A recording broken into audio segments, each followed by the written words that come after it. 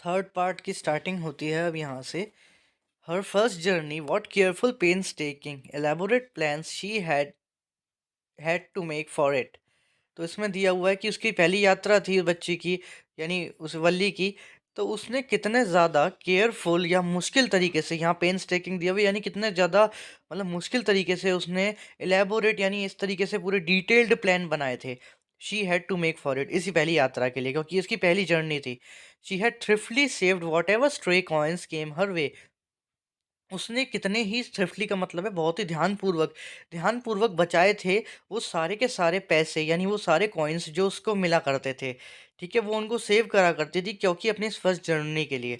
और कैसे सेव करा करती थी, तो दिया इसमें, resisting every temptation to buy peppermints, toys, balloons and the like.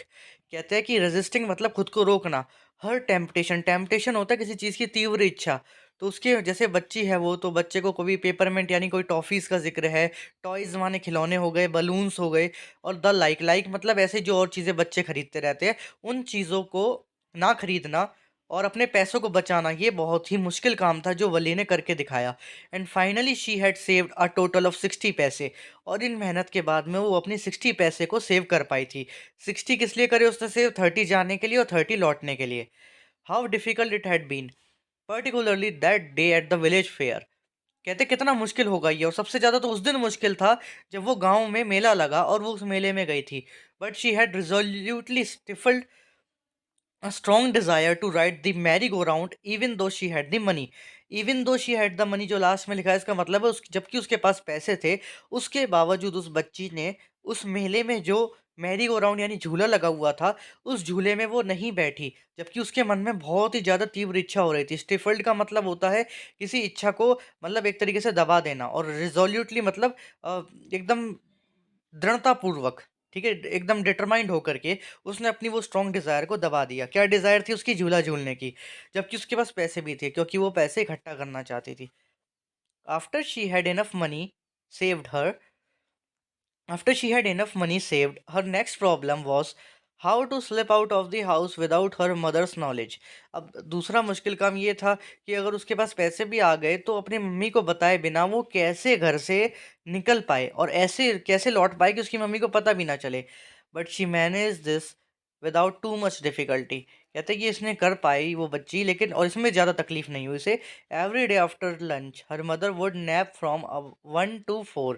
So Wali always used these hours for her excursions as she stood looking from the doorway of her house। तो जो है इसमें ये दिया हुआ है कि उसकी जो मम्मी है ना, वो खाना खाने के बाद, लंच करने के बाद डेली नैप का मतलब है सोया करती थी, और 1 बजे से लेकर के 4 बजे तक लगभग सोया करती थी। तो वली जो है इसी वक्त पर जो वली है वो एक्सकर्शंस यानी सैर सपाटे की प्लानिंग करती है अपनी, कि किस तरीके से वो अपनी जर्नी को प्लान करेगी। As she stood looking from the doorway of her house और sometimes even ventured out into the village. तो इसमें दिया हुआ है कि कभी कभार तो इस वक्त पे वो, जब उसकी मम्मी सोया करती थी तो जान करके बाहर भी निकलाती घर से, मतलब गेट पे तो खड़ी रहती थी, उसके बाद बाहर भी निकलाती थी गांव में देखने के लिए कि क्या चल रहा है। Today, these same hours could be used for her first excursion outside the village। तो यही जो घंटे थे ना जो उसने पहले प्लान करा था जब वो गांव में घूमा करती थी, यानी 1 से 4 के बीच में जब वो गांव में घूमा करती थी, उसी तरीके से उसने प्लान कर लिया कि इन्हीं घंटों में मैं बस की ट्रिप भी लगा आऊंगी। The bus rolled on, now cutting across a bare landscape, now rushing through a tiny hamlet और past an odd wayside shop. तो अब जो है बस चलते जा रही है और बस यही ज़िक्र है कि वल्ली क्या-क्या देख रही है रास्ते में। तो कभी उसको दिख रहा है बेयर लैंडस्केप, यानी लैंडस्केप मतलब नज़ारा जो कि एकदम खाली है, जहाँ पर कोई पेड़ वगैरह कुछ नहीं है फ़िलहाल तो।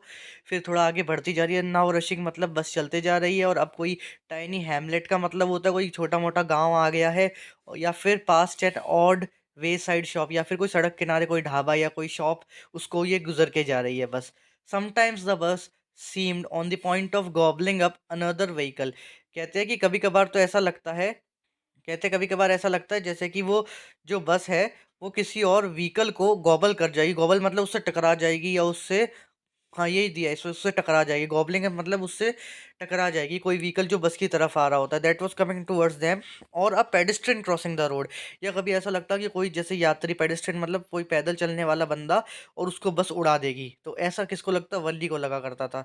But low, somehow it passed on smoothly, but कहते हैं चलो ऐसा कुछ नहीं हुआ, धीरे धीरे जो है सब बस जो है चलती चलती अपना स्मूथली चल गई आगे, और कोई दिक्कत नहीं हुई, living all obstacle safely behind.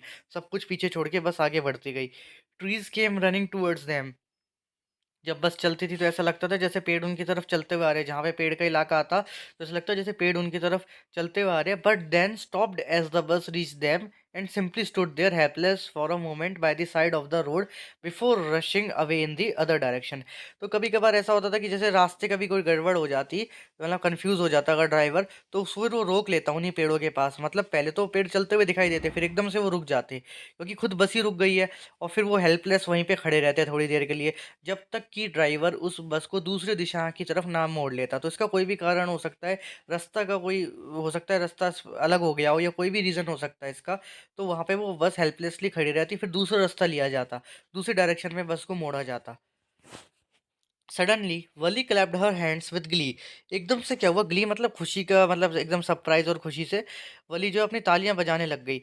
A young cow, एक छोटी सी जो काउ थी, टेल हाई, उसकी पूंछ एकदम हवा में उठी हुई थी, high in the air, was running very fast, बहुत तेज दौड़ रही थी, right in the middle of the road, और वो भी रोड के मिडल में, right in front of the बस, और बस के ठीक आगे। The bus slowed to a crawl, तो बस ने क्या है, बस ड्राइवर ने थोड़ा स्पीड कम कर दी बस की, और बस जो है अब धीरे धीरे चलने लग गई। And the driver sounded his horn loudly, तो ड्राइवर ने अपना जो है हॉर्न बजाना शुरू करा, उसका बस का जैसे हॉर्न बजाए वो, तो होता ये है कि बार बार बजाए, बार बार बजाया, बट द मोर ही हॉन्ग्ड, कहते हैं जितना ज्यादा वो बजाता उस हॉर्न को, तो more frighten the animal became. But the more he honked, जितना ज्यादा वो बजाता उस हॉर्न को, उतनी ही ज्यादा वो जानवर डर जाता और जोर जोर से दौड़ने लगता, faster, and the faster it galloped, always right in front of the bus. कहते हैं वो दौड़ते रहा, और कहाँ दौड़ते रहा, वो जो काव थी वो बस के आगे ही दौड़ती रही। इस इमेज में आप देख भी सकते हैं कैसा नज़ारा है ये। देन नेक्स्ट है, somehow this was very funny to Valli. कहते हैं वली को बहुत ज़्यादा मज़ा आ रहा था ये सब देख करके, और वो हंसी जा रही थी। शी लाफ्ड एंड लाफ्ड, बहुत देर तक हंसती रही, until there were tears in her eyes, जब तक उसकी आंखों में क्या नहीं थे, आंसू। Hey lady, haven't you laughed enough, called the conductor. इतने कंडक्टर साहब बोलते हैं कि तुमने ज़्यादा नहीं हंस रही हो तुम, ठीक है, इतना मतलब इतना बहुत ज़्यादा हंस लिया, बस करो, better save some for tomorrow, कुछ कल के लिए भी बचा के रख लो। At last the cow moved off the road, फिर बाद में जो काउ थी वो रोड से मतलब नीचे की तरफ उतर गई, और मतलब बस के आगे से हट गई। And soon the bus came to a railroad crossing, और धीरे धीरे जो बस है वो फिर आगे चल के एक रेल रोड क्रॉसिंग पे आ गई, रेलवे क्रॉसिंग पर आ गई। A speck of a train could be seen in the distance, growing bigger and bigger as it drew near. तो दूर से जो है स्पेक मतलब एक नज़ारा दिख रहा था कि भाई हाँ ट्रेन तो आ रही है, बहुत दूर दिख रही थी पटरी पर। फिर वो चलते चलते बड़ी बड़ी होती जा रही, बड़ी का मतलब ये है कि वो पास आती जा रही थी। Then it rushed past the crossing gate with a tremendous roar and rattle. फिर हुआ ये, क्रॉसिंग गेट जहाँ पर है वहाँ पर पहुंची वो ट्रेन, और जब पहुंची तो ट्रमेंडस रोर का मतलब है बहुत ही ज़्यादा शोर शराबा, खड़खड़ की आवाज़ें होते हुए निकल गई ट्रेन, और बस पूरी हिलने लग गई। Then the bus went on and passed the train station. उसके बाद में जो बस है वो आगे बढ़ी और स्टेशन से आगे निकल गई, ट्रेन स्टेशन से। From there it transfers a busy, well laid out shopping street and turning entered a wider thoroughfare। Thoroughfare मतलब एक बहुत ही ज़्यादा बिजी पब्लिक रोड, ऐसी रोड जो शायद कोई मार्केट है जो कि बहुत ही बिजी है। From there it traversed a busy, well laid out shopping street and turning entered a wider thoroughfare. तो इस तरीके से क्या हुआ कि बस जो है अब आगे बढ़ती गई, और एकदम ही बहुत ही बिजी इलाके में आ गई है जहाँ पे काफ़ी ट्रैफिक है। वहाँ पे स्ट्रीट पे जो है शॉपिंग की भी बहुत सारी जो है ठेले वगैरह लगी है, तो इससे पता चल रहा है किसी मार्केट से होते हुए अब वो बस जो है वो गुजर रही है।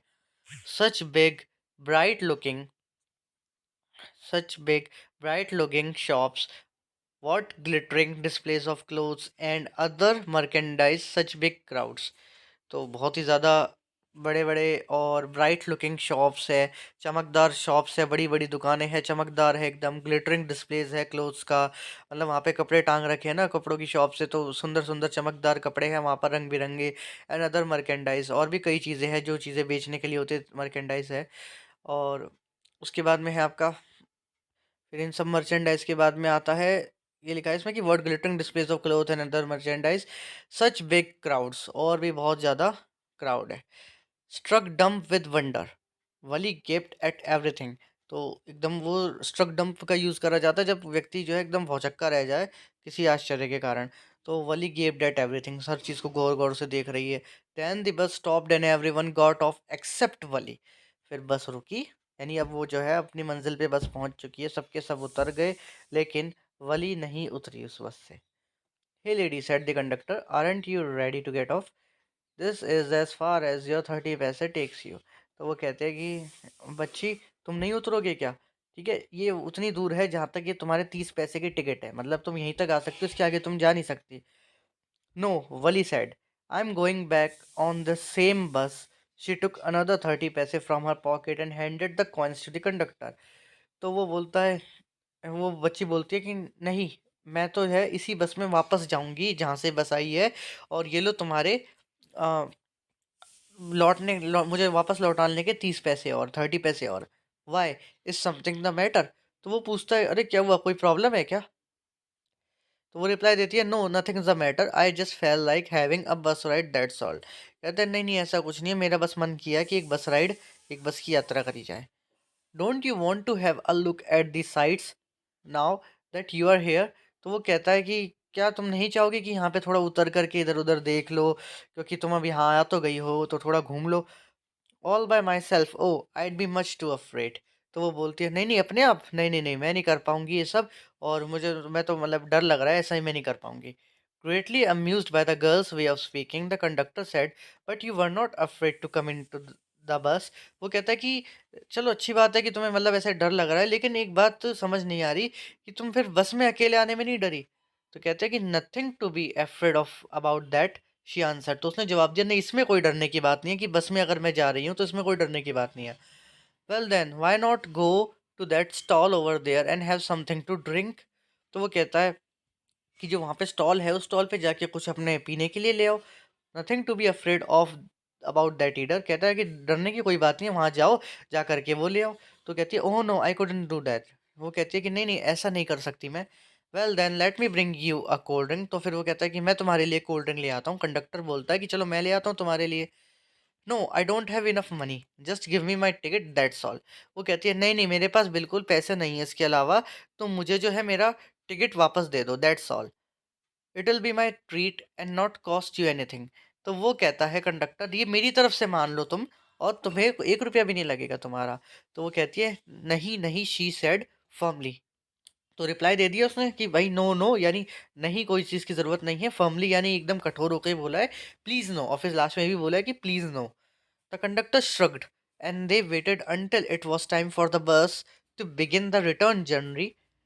Again, there were not many passengers. तो कंडक्टर ने बस अपना जो है कंधे उचका दिए कि भैया ठीक है, तेरी मर्जी, अगर तुझे नहीं चाहिए कोल्ड ड्रिंक। और फिर इंतज़ार करा जब तक कि कोई पैसेंजर अगर आना हो तो आ जाए। फिर उसके हमने बस का जब टाइम हो गया वापस लौटने का, तो बस चल पड़ी अपना। और ज़्यादा पैसेंजर फिर से नहीं थे, जैसे अभी गए थे तो 6-7 लोग ही थे, तो वैसे ही अभी लौटने में भी इतना ही सीन है। तो इसी के साथ में ये थर्ड पार्ट भी कंप्लीट हो गया। Now comes fourth part. Won't your mother B looking for you? The conductor asked when he give the girl her ticket. Conductor साहब कहते हैं कि क्या तुम्हारी मम्मी तुम्हें ढूंढ नहीं रही होगी? No, no one will be looking for me. वो कहती है, नहीं, कोई नहीं ढूंढ रहा होगा मुझे, she said. The bus started and again there were the same wonderful sights. कहते हैं बस जो है फिर से शुरू हो गई, और वही चीज़ें उसको लौटते में दिखेगी अब, जो आते में देखी थी उसने। Valli was not bored in the slightest and greeted everything with the same excitement. तो वली जो है वो बिल्कुल भी बोर नहीं हुई, जबकि उसे वही चीज़ें देखनी है, बल्कि फिर से एक्साइटमेंट के साथ ही स्वागत कर रही है उन सारी चीज़ों का। Sheet felt the first time, वही उतनी एक्साइटमेंट जो उसने पहली बार जब बस में बैठी तब हुई। But suddenly she saw a young cow lying dead by the road side. कहते हैं लेकिन एकदम से वो बच्ची देखती है कि एक वही मतलब वही तो कहें या ना कहें, अभी तो ये दिया यंग काऊ, एक छोटी जो काऊ है वो रोड के किनारे मरी हुई पड़ी थी, just where it had been struck by some fast moving vehicle. और जहाँ पर कि उसे कोई बहुत ही तेज चलने वाला वाहन मतलब मार के चला गया उसको। एक काऊ है, यंग काऊ, जो कि रोड के साइड में डेड पड़ी हुई है, जिसको कोई तेज चलने वाली गाड़ी उड़ा गई। Isn't that the same cow that ran in front of the bus on our trip to town?